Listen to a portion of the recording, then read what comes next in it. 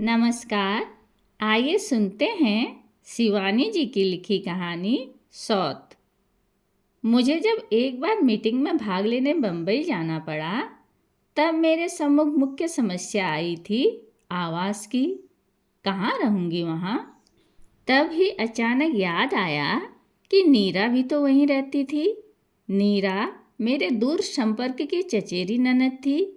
पहले उसे यूं अचानक अपने आगमन की सूचना देने में संकोच भी हुआ था। जनसिकुल बम्बई का जीवन कितना कठिन है। वहाँ के संकुचित सीमित आवास में आतिथ्य निभाने में मेजबान के प्राण कैसे कंठगत हो जाते हैं, यह सब जानकर भी मुझे नीरा को लिखना ही पड़ा था। क्योंकि किसी होटल में रहने का साहस अंत तक मैं सजो नहीं पाई। नीरा का फ्लैट छोटा होने पर भी बड़ा सुंदर था। 32 फ्लैटों के गुलदस्ते रात को दूर से देखने पर किसी बंदरगाह पर खड़े सुंदर जहाजों से लगते थे। नीरा को बम्बई का जीवन बहुत पसंद था। 3 वर्षों के बम्बई प्रवास ने उसका कायाकल्प कर दिया था।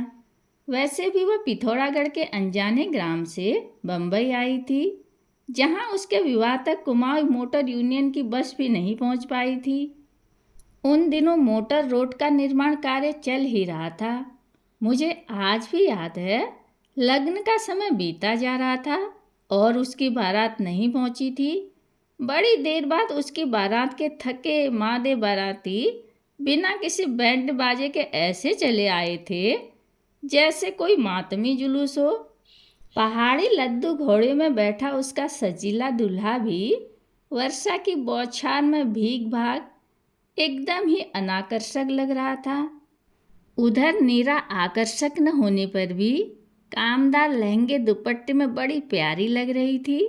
नए गहने कपड़े और नवीन जीवन साथी का उल्लास उसके गदगदे गोल मटोल चेहरे पर लज्जा का अंगराग बिखेर उसकी उजली हंसी को और भी उजली बना गया था। किंतु आज की नीरा में न तो वेशभूषा में न वाणी में वह पहाड़ी डीलम डाल लटका था, न आतिथ्य में। उसके मुंह से मैंने बोला, तुमको होना क्या, आदि विभिन्न परदेशी उच्चारण सुन मैंने उसे टोका भी था। यह कैसे बोलने लगी हो नीरा, क्या हो गया है तुम्हारी हिंदी को। क्या करूं भाभी, मेरी पड़ोसिन हैदराबाद की है ना, इसी से बोली में उसकी छाप लग गई है। आज तुमसे मिलवाऊंगी, बहुत ही प्यारी लड़की है। नीरा की प्रतिवेशनी राज्यम बम्बई के एक प्रसिद्ध होटल में रिसेप्शनिस्ट थी। उसके पति मद्रास में ही किसी दवाओं की विदेशी फर्म में काम करते थे। दोनों का वेतन खासा अच्छा था। उस पर उनकी एकमात्र पुत्री ननिहाल में पल रही थी। राज्यम सम ऊटी के कॉन्वेंट में पढ़ी थी। इसी से अंग्रेजी का उच्चारण, उठने बैठने का सलीका, सब कुछ खाँटी मेम साहबी था। वेशभूषा में भारतीय संस्कृति का लेस मात्र भी नहीं था। टखनियों तक झूल रही मैक्सी बायां भाग किसी समृद्ध ठेतर के रेशमी पर्दे की भांति बीचों बीच उन्मुक्त औदार्य से खुली परतों को समेट लेती। किंतु उस कौशल में भी उसकी सदी पूर्वाभ्यास से की गई उदासीनता मैंने कनखियों में ही पकड़ ली थी। गुलाबी रेशम की खुली भांज के बीच रह रहकर उसकी गुलाबी जंगा की क्षणिक छटा बिजली सी कौंच जाती, किंतु उसके चेहरे पर वही स्वाभाविक सौम्य स्मित खेलता रहता जैसा उन सर्कस की सुंदरियों के चेहरे पर रहता है, जो बालिश्त भर की रेशमी कोपीन पहने टैपीज के झूलों पर ऐसे ही उदासीनता से सर्र से निकल जाती हैं। उसकी मैक्सी का गला भी इसी औदार्य से खुला किसी उन्तुक पर्वत श्रेणी पर फिसल रहे पहाड़ी झरने के वेग से ही झरझराता नीचे उतर गया था। पतली ग्रीवा में थी स्वर्ण मंडित रुद्राक्ष की माला, गेरुए रंग की शॉर्ट सिल्क की मैक्सी और कंठ की रुद्राक्ष। कंठी से मेल खाता ही उसका केश विन्यास भी था। संसार त्यागी अवधूत के से उस जटाजूट में भी एक रुद्राक्ष की माला लपेटी गई थी। हाथ में वैसे ही मेल खाता रुद्राक्ष का कंकण था। बाद में नीरा ने बताया था कि वह जोड़े की लेटेस्ट स्टाइल है। फारी दावा हेयर स्टाइल है भाभी। उसने बड़े गर्व से अपनी श्रृंगार पटु सहेली की उपस्थिति में ही फिर उसका प्रशस्ति पत्र पढ़ दिया था। पर हम तुम पर थोड़ी ही ना अच्छी लग सकती है। यह तो राज्यम ही है कि कैसी ही बनकर क्यों न निकल पड़े। लोग मुड़ मुड़ कर देखते रहते हैं। बात ठीक ही कही थी नीरा ने। लड़की वास्तव में व्यक्तित्व संपन्ना थी, कुर्गी थी। इसी से रंग था एकदम चिट्ट सुर्ख। उस पर कुछ ब्लश ऑन की महिमा थी, कुछ प्लक कलर्ड लिपस्टिक की। उसे देखकर मुझे वाजिद अली शाह की जोगिया बेगम सिकंदर महल का स्मरण हो आया। वयस होगी कोई 23-24 के लगभग, किंतु व्यवहार अल्हड़ षोडशी का था। होटल की रिसेप्शनिस्ट थी, इसी से छल्लेदार बातें बनाने में पारंगत थी।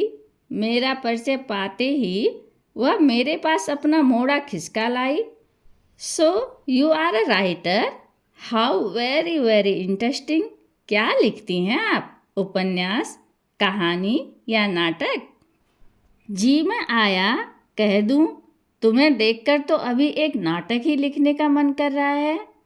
पर तब क्या जानती थी कि एक दिन उसे ही नायिका बनाकर लेखनी स्वयं ही मुखर बन उठेगी। रात का खाना राज्यम नित्य नीरा के साथ ही खाती थी। मैं नीरा का व्यवहार, फूर्ति और पाक कौशल देखकर मुग्ध हो गई थी। एक बालिस्ती के अपने उस गुफा से संकरे चौके में उसने इतनी चीज़ें कब बना दी और कैसे? न उसके पास कोई नौकर था, न मेहरी। फिर भी मैं जितनी देर मीटिंग में रही, उसने न जाने क्या क्या बना लिया था। पूड़ी, कचौड़ी, 3 तरह की सूखी रसेदार सब्जियां, ठेठ पहाड़ी रायता और मीठी चटनी। बम्बई में भी उसने उत्तराखंड के स्वादिष्ट पकवानों की महिमा को पूर्ण रूप से साकार कर दिया। मैं अवाक रह गई। कुमाऊं के पकवान देखने में जितने आडंबरहीन और अनाकर्षक होते हैं, खाने में उतने ही सुस्वादु और मौलिक। उन सरल पकवानों की भूमिका कितनी दुरूह होती है, यह मैं जानती थी।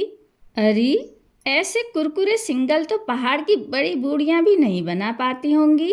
और यह करड़ी ककड़ी कहाँ मिल गई तुझे?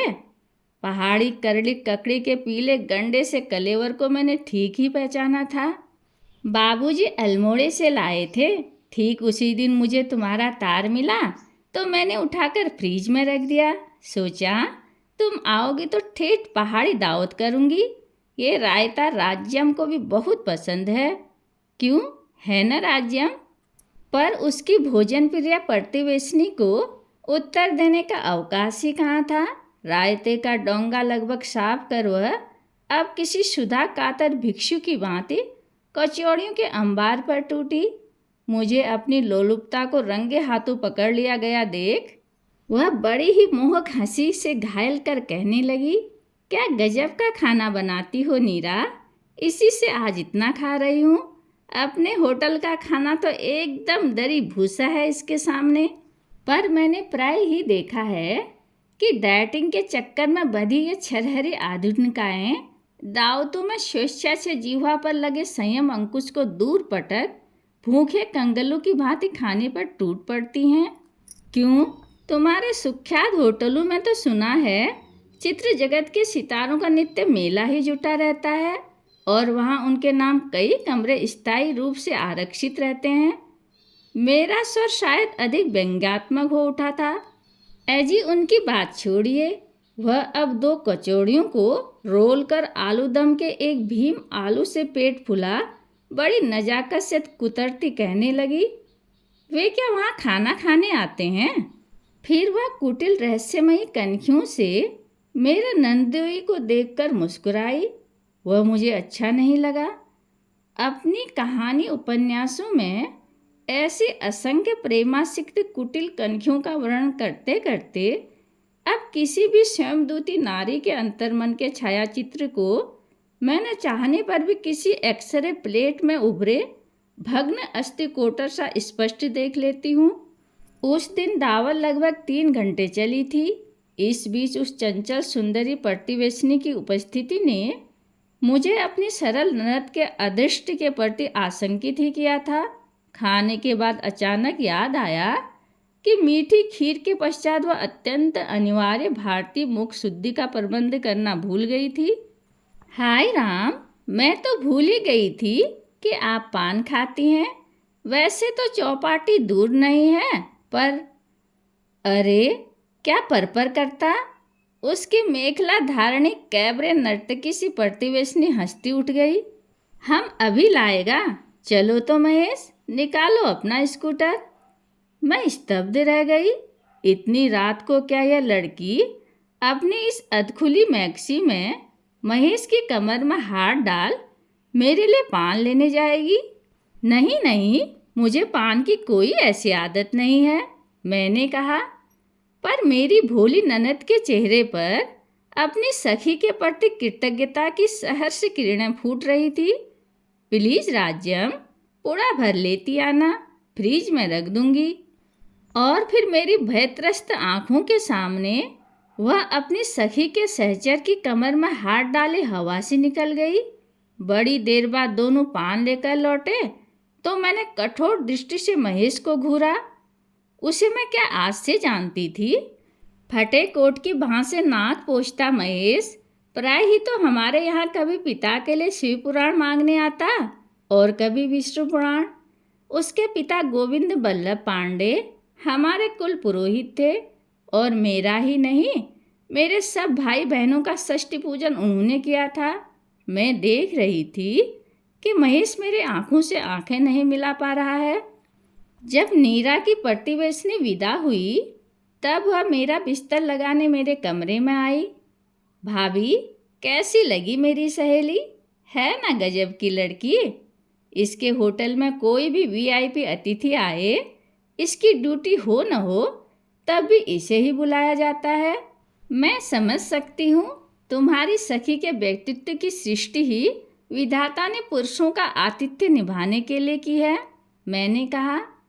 पर भोली नीरा ने मेरे उत्तर के व्यंग को एक कान से सुन दूसरे से निकाल दिया। वह फिर उसी उत्साह से कहने लगी, है तो मद्रासी, पर रंग हम तुमसे भी गोरा है। उस पर कपड़े पहनने में तो इसका जवाब नहीं है। भाभी चाहे कुछ भी पहने तब भी हीरे जैसी दमकती है। वह तो देख ही लिया। मेरा रूखा स्वर फिर उस चिकने घड़े पर तेल सा ढरक गया। अच्छी लगी न तुम्हें? नहीं, न चाहने पर भी मेरे हृदय की बातें होठों पर फिसल गई। क्यों? चादर की सलवटें ठीक करते उसके दोनों हाथ रुक गए। इसलिए कि मुझे स्कूल कॉलेज न जाने वाले लड़के और ससुराल न जाने वाली लड़कियां जरा भी अच्छी नहीं लगती, मैंने हंसकर कहा। तो क्या हो गया? उसके पति तो यहाँ आते ही रहते हैं, फिर बेचारी करे भी क्या? सांस बेहद तेज है। मैं 3 दिन तक नीरा की अतिथि बनी रही और उन दिनों की संक्षिप्त अवधि में ही उसकी उस चतुरा प्रतिवेशनी का व्यवहार मुझे स्तब्ध कर गया। नित्य प्राय वह महेश के ऑफिस जाने तक नीरा के यहाँ ही डटी रहती। मैं अपने कमरे से ही देखती वह महेश के कमरे में बैठी खिलखिला रही है और मेरी मूर्खा ननद चौके में भाड़ झोंक रही है। चाय नाश्ता वहीं से लेकर वह होटल जाती और 5 बजे लौटती। फिर अपना ताला खोलने से पहले वह नीरा की ही घंटी बजाती। रात को भी उसका खाना नीरा के ही यहाँ रहता। बड़ी रात तक ताश चलता। गिलासों की खनक से ही मैं जान जाती कि ताशों के जोर जोर के पटके जाने और असंस्कारिक कहकहों के पीछे किसी गहरे जलपान का बहुत बड़ा योगदान है। स्कूटर की घर घर सुन मैंने खिड़की से झांका था। महाराज पृथ्वीराज की मुद्रा में महेश पीछे बैठी लिपटी संयुक्ता को लेकर शायद मेरे ही लिए पान लेने जा रहा था। जी मैं आया उसी क्षण अपनी उस सांसारिक बुद्धिहीना ननद को कमरे में बुलाकर झांपड़ कस दूं। पर 3 दिन के लिए जिस स्नेही ननद के गृह में अतिथि बनकर आई थी, उसके निर्मल चित्त में संदेह का व्यर्थ बीजारोपण कर मुझे क्या मिलता? हो सकता था वह संदेह मेरी आवश्यकता से अधिक संस्कारग्रस्त देहाती चित्त की कल्पना मात्र हो, क्या पता। आधुनिक पतिव्रता की मान्यताएं अब हमारी मान्यताओं से भिन्न हो। वह पति को ऐसी स्वतंत्रता स्वेच्छा से ही दे देती हूँ। फिर भी चलते चलते मैंने उसे सावधान कर ही दिया था। देखो नीरा, तुम बहुत भोली हो। फ्लैट का जीवन निश्चय ही कुछ अंशों में मनुष्य के जीवन को अनुभवों से समृद्ध करता है, किंतु इसके लिए तुम फ्लैट वासियों को अपनी एक बहुमूल्य धरोहर खोनी भी पड़ती है। वह है तुम लोगों की प्राइवेसी। किसी भी परिवार के सुख के लिए इस प्राइवेसी का अक्षुण्ण रहना अनिवार्य होता है। यहाँ तो तुम्हारी एक छींक, खांसी या डकार तक पर तुम्हारा अधिकार नहीं रहता। उसी क्षण वह दूसरे परिवार की छींक खांसी बन जाती है। तुम्हारी सखी से तुम्हारी ऐसी मैत्री देखकर बड़ा आनंद आया, किंतु एक अंग्रेजी कहावत सुनी है, अंतरंगता घृणा की जननी होती है। इसे मत भूलना नीरा। हाय भाभी, तुम्हें क्या लगता है कि मैं किसी से लड़ूंगी? मैं फिर कह ही क्या सकती थी। मैं जब रात को गाड़ी से चलने लगी तब नीरा की प्रतिवेशनी फिर मेरे लिए स्कूटर भगाती पान ले आई थी। मैंने पूरा बटुए में डाल दिया और जैसे ही स्टेशन पीछे छूटा मैंने बधा पूरा खिड़की से बाहर फेंक दिया। फिर 1 वर्ष तक मुझे नीरा की कोई खबर नहीं मिली। पिछली बार एक शादी में पहाड़ गई तब उसकी माँ मिल गई। कभी उनकी गाय घोड़ी बनना के बिना कोई भी विवाह उत्सव संपन्न नहीं होता था। उस दिन एक निर्जन कोने में ऐसे बैठी थी कि पहले मैं उन्हें देख भी न पाई। नन्हे से घूंघट की यौनिका में उनका उतरा कुम्हलाया चेहरा देख मैं स्तब्ध रह गई। क्या हो गया था मेरी इस आनंदी सांस को? अभी 2 वर्ष पूर्व नीरा के भाई की शादी में उन्होंने मेरे ससुर के सूट बूट में लैस हो कभी गोरे साहब और कभी पहाड़ की सरल ब्राह्मणी का अपूर्व अभिनय कर हमें हंसा हंसा कर मार दिया था। किसी अनुभवी वेट्रोब्यूलिस्ट गुड़िया की भांति वह कभी मोटी मर्दानी आवाज में गोरे साहब का प्रणय निवेदन करती, फिर तत्काल कंठ का पैतरा बदल जनानी कांपती आवाज में थरथरा कर गाती, हाथ जोड़ूं गौरा जी, मैं तो बीबी बामणी। मैंने उन्हें देखते ही हंसकर ढोलकी उनकी ओर लुढ़का दी। लो चाची, ये क्या मुंह लटका कर बैठी हो जाए एक कड़कती सी घोड़ी। दुर्बल हाथों से ढोलक को मेरी ही ओर वापस ढलान में लुढ़का उन्होंने अपनी डबडबाई आंखें फेर ली। मेरी देवरानी ने मुझे चिकोटी काटी। क्या कर रही हो दीदी? आज पहली बार तो औरतों में आकर बैठी हैं। नहीं तो अम्मा जी ने तो पलंग ही पकड़ ली थी। क्यों? मैंने फुसफुसा कर पूछा। सुना नहीं तुमने? अभागा महेश नाक कटाकर अपनी पड़ोसिन के साथ नौकरी छोड़ छाड़ मद्रास भाग गया। नीरा का तार पाकर बाबूजी उसे यहाँ लेवा लाए। पर लाने से क्या होता है? दिन रात कमरे में गुमसुम पड़ी रहती है। कई डॉक्टरों को दिखा चुके हैं, कहते हैं दिमाग का मर्ज है। किसी दिमाग के डॉक्टर को दिखाइए। हृदय पर कोई बड़ा आघात लगा है। इससे बड़ा आघात किसी भी नारी को और लग भी क्या सकता था। मैं उस आनंद उत्सव के बीच सिर लटकाए बैठी चाची के उस वेदना विधुर चेहरे की ओर दूसरी बार आंख उठाकर नहीं देख पाई। चलने लगी तो देवरानी चांदी की तस्तरी में पान ले आई। लो भाभी, मैं तो भूल ही गई थी कि तुम पान खाती हो। ठीक 1 वर्ष पहले यही शब्द नीरा ने भी कहे थे। नहीं, मैं अब पान नहीं खाती, कह मैंने तस्तरी खिसका दी और उठ गई। वैसे तो नीरा की सौत मेरे लिए पान लेने न जाती तब भी होनी होकर ही रहती, पर मुझे बार बार यही लगता है कि वह पृथ्वीराज संयुक्ता की जोड़ी यदि आधी आधी रात को मेरे लिए पान लेने न जाती तो शायद नीरा का उतना बड़ा सर्वनाश भी नहीं होता। कहानी सुनने के लिए धन्यवाद।